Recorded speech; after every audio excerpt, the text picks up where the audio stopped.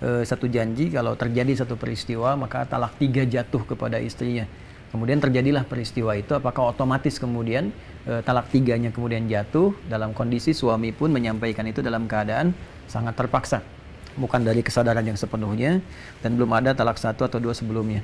Baik, kita rujuk dulu kepada keterangan Rasulullah SAW yang terdapat di antaranya dalam hadis riwayat sahabat Abu Hurairah.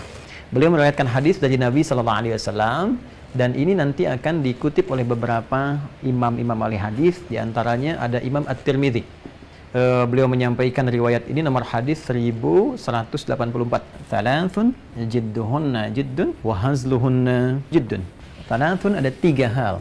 Hati-hati, ada 3 hal. Jidduhunna jiddun. Kalau ini serius dilakukan, maka hukumnya jadi serius. Nah, ini sudah biasa ya. Jadi kalau serius dilakukan, maka dianggap serius, berlaku hukum.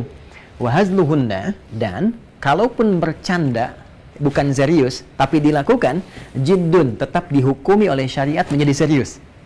Hati-hati nih, ya, ini sangat unik. Ada satu hukum dalam syariat tentang 3 persoalan yang kalau Anda kerjakan, baik serius ataupun canda, hukumnya tetap serius.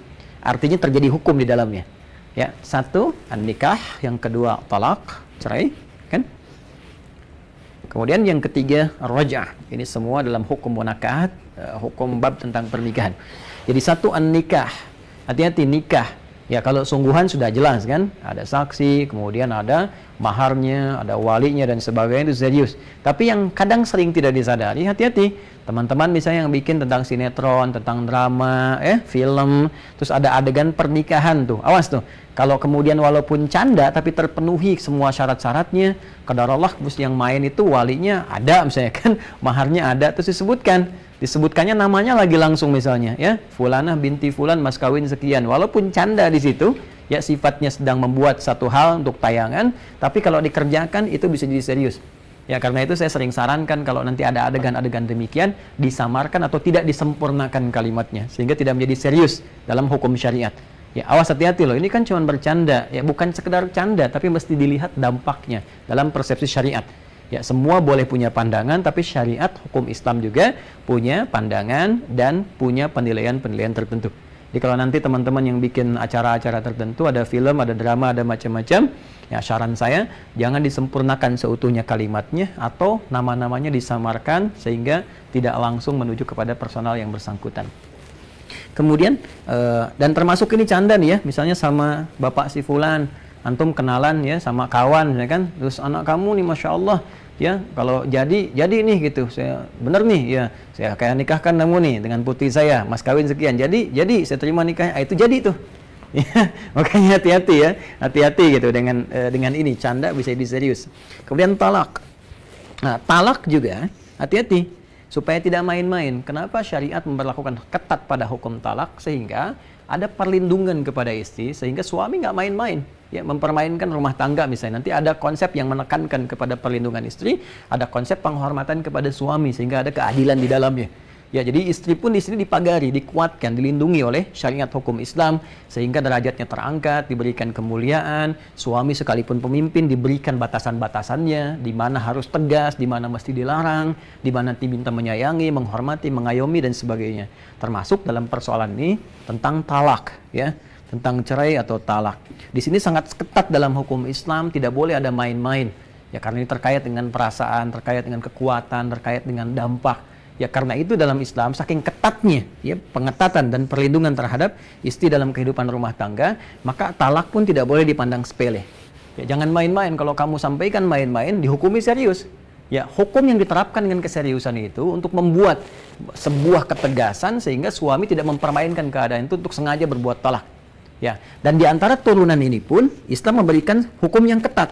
Dilihat dulu apakah orang itu serius dalam mengucapkan dengan kesadaran sepenuhnya. Kan? Walaupun nanti diikat di sini dengan hukum canda, seriusnya diikat dengan sadar, ya, sadar misalnya, sehingga nanti ada perdebatan antara para ulama, kalaupun canda tapi sadar, jadi. Tapi kalau misalnya di luar kesadaran, ya, sedang kondisi tertentu, atau misalnya mohon maaf, sedang mimpi, tiba-tiba saya talak kamu gitu kan, nah ini tentunya tidak masuk dalam kategori hukum karena di luar kadar kesadaran. Tapi kalau dia menyampaikan dalam aspek kesadarannya, nah, serius ataupun canda, itu bisa menjadi hukum. Ya, kemudian yang kedua, tidak sembarangan dalam memberikan hukum talak langsung pada tahap yang tertinggi. Ya, kan ada nanti tahap talak yang 1, talak 2, talak 3. Itu pun bukan permainan, teman-teman sekalian. Ingat betul ya. Jadi talak itu solusi terakhir dari syariat untuk menyatukan. Asalnya bukan memisahkan. Ya, asalnya bukan memisahkan. Jadi diberi kesempatan untuk sadar kembali ya akan rencana kehidupan berumah tangga, tentang hikmah berumah tangga, tentang kasih sayang yang telah dijalin. Jadi diberikan solusi sampai 3 kali, ya kan? Jadi pertama ini sampai diberi kesempatan untuk balik lagi 3 kali masa suci kan? Kalau suami pengen balik di situ segera untuk kembali lagi ya tanpa diikat oleh akad kembali. Ya, jadi ini sebenarnya solusi untuk memikirkan lagi, merenungkan lagi. Awalnya bukan konsepsi yang diarahkan untuk memisahkan, lebih untuk menyatukan sebagai bagian solusi terakhir. Nanti kalau satu misalnya ya belum juga selesai rujuk tapi terjadi lagi, kasih kesempatan kedua. Ya kan? Kedua nanti sudah bagus tapi terjadi situasi lagi. Nah, baru pada yang ketiga. Yang ketiga lebih ketat lagi. Kalau terjadi talak yang ketiga, maka tidak boleh menikah lagi dua itu kecuali dua pasangan itu sudah menikah dulu dengan pasangan yang lainnya. Sebagai pelajaran besar supaya tidak main-main dalam rumah tangga. Itulah pengetatan dan keindahan hukum Islam dalam memberikan perlindungan pada bab rumah tangga. Ya, karena itu, bagi seseorang yang langsung mengucapkan pada istrinya, saya talak kamu 3 kali langsung. Bahkan saking kesalnya ada yang mengatakan, saya talak kamu 3 gunung sekaligus.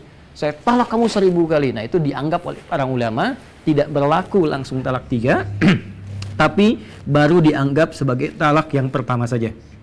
Syaratnya tadi, jika dilakukan, ada unsur kesadaran. Walaupun di situ, sadar di sini misalnya dalam keadaan dia sedang, mohon maaf ya, apakah misalnya ada candakah di situ, atau misalnya dalam suasana marahkah, kenapa Anda tidak bisa mengontrol suasana itu? Yang penting Anda sadar dalam mengucapkan itu, ya, sadar terjaga maksudnya. Jadi kalau ada tadi ucapan dalam kasus demikian, maka dalam syariat dihukumi bahwa talaknya jatuh talak 1.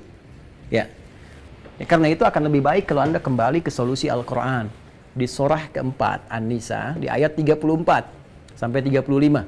Ya, di mushaf standar paling kiri sebelah atas sampai ke tengah. Ya. Jadi jelas Allah menyampaikan pertama hak laki-laki, kemudian hak perempuan seperti apa. Setelah itu kalau ada kejadian-kejadian begini persoalannya. Ar-rijalu qawwamuna 'alan nisa bima faddalallahu ba'dhum 'ala ba'dhin wa bima anfaqu min amwalihim. Ya Allah memberikan kedudukan pada laki-laki jadi pemimpin, pengayom di rumah tangganya, pelindung, ya, dan diberi bekal oleh Allah. Ini loh bekal untuk bisa kekuatan mencari nafkah. Sehingga dengan itu disetting, ya, diset oleh Allah di rumah tangganya, laki-laki punya wibawa, punya keberanian, punya mengarahkan dan sebagainya. Nanti istri punya potensi yang lain. Ya, fasalihatu qanitatun hafizatu lil ghaibi bima hafizallah. Nah, kemudian setelah itu apa yang terjadi? Kalau khawatir terjadi persoalan-persoalan kata Allah, buruknya komunikasi, ada persoalan-persoalan yang nggak nyaman, maka setelah itu coba saling merenungkan dulu. Fa'idhuhunna, saling curhat. Jadi bukan curhat pada orang lain, apalagi curhat di media sosial. Nggak nyangka ya, tuh, nyangka kan? Nah, akhirnya muncullah kemudian Anda bikin statusnya di Chicago, ya komen di Chicago kan bisa muncul gitu. Jadi hal-hal demikian lebih baik curhat bersama aja, diskusi bareng-bareng, ngobrol. Bahkan di ayat ke-35 ya jelas disampaikan fa in khiftum shiqaqa bainihima fab'athu hakaman min ahli wa hakaman min ahliya. Ya kalau nggak bisa menyelesaikan sendiri ya undang yang menurut Anda bisa dipercaya dari pihak ketiga. Ya paling minimal keluarga dari istri siapa, keluarga dari suami siapa, dudukan persoalannya. Ya, kalau nggak bisa duduk ya sambil rebahan gitu kan, dan seterusnya. Jadi saya ingin katakan bahwa solusi di Al-Quran itu sangat indah. Tidak harus Anda mengeluarkan sesuatu karena emosi. Ya, dan yang terakhir adalah roja'ah, persoalan untuk rujuk. Jadi rujuk itu juga ada persoalan disampaikan, saya pengen rujuk ya, kita ketemu lagi misalnya malam ini kita ketemu bareng-bareng, bisa nyaman lagi, gabung lagi, itu sudah dianggap rujuk. Jadi saya kira yang pertama yang jadi pelajaran ya untuk saudari kita dan keluarganya, pertama berbahagia bahwa Masya Allah masih menghunjam rasa cinta dalam jiwa suaminya. Mudah-mudahan dijaga oleh Allah Subhanahu Wa Taala, diberkahi kehidupan rumah tangganya dan tidak bermain-main untuk mengeluarkan kata-kata yang berdampak serius. Yang kedua ini jadi wahana untuk introspeksi, disadari bahwa tidak ada yang sempurna. Ya, istri pasti ada kekurangan, suami juga demikian. Jadi semua saling mengoreksi. Kalau ada kekurangan, tandanya Anda manusia. Ya, karena cuma malaikat makhluk yang diciptakan oleh Allah sempurna dalam konteks tidak ada berbuat maksiat. La ya'sunallaha ma amarahum wa yaf'aluna ma yu'marun. Malaikat tidak punya bakat untuk melanggar ketentuan Allah dan selalu mengerjakan sesuai dengan tupoksinya.